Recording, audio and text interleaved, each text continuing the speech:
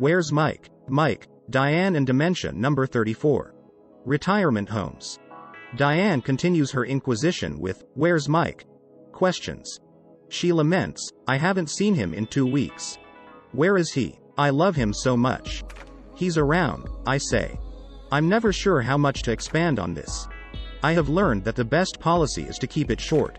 Otherwise, fabrications become increasingly involved and harder for her to accept. Sometimes, I say that I saw him.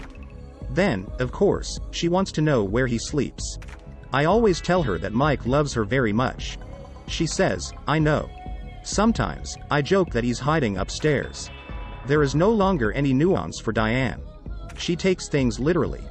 I must be specific with everything I say. She gets confused. And I usually have to repeat things several times. I'm forced to be Mike number 2 approximately 80% of the time. That sucks. The other 20% is remarkable. I receive an abundance of moist, warm kisses, hugs, and Diane loves to touch my skin. Kristen, my dementia care coach from the Dementia Society, Ottawa and Renfrew County, sent me a guide for caregivers who are considering a move to a retirement home. This is the latest concern that Karen and I have been discussing regarding Diane.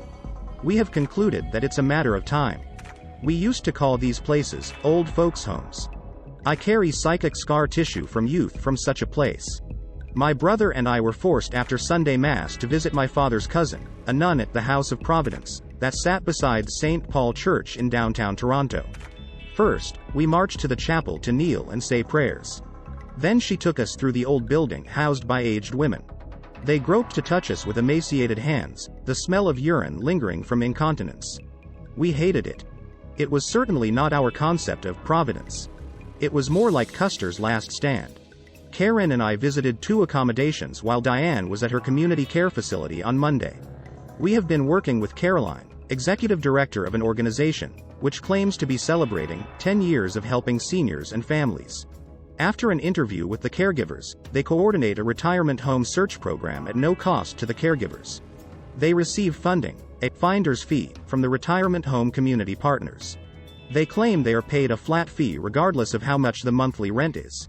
Accordingly, there's no upsell to receive higher compensation. Their team receives a salary, with no commissions, bonuses, incentives, or targets. In Ottawa, Diane and I regularly receive promotional mail from Myriad retirement homes. It's an extensive, lucrative business. Some homes offer 2 free months incentive to move in. At a minimum of $6,000 per month, this means that finders' fees are substantial.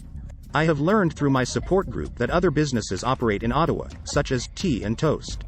It received good reviews from those in my support group. I would prefer a retirement home named Scotch and Soda. Karen was referred to our current contact by a friend whose mother suffers from dementia. They were pleased with the service, and they happened to live in the first place we visited. This video is based on my social media entries on dementia. I welcome your thoughts and prayers. If you are engaged in similar struggles, I welcome your likes and suggestions. If you click the logo on the bottom right-hand corner of each screen, you will subscribe to Where's Mike? New videos will automatically be sent your way, and you will not have to search for this channel.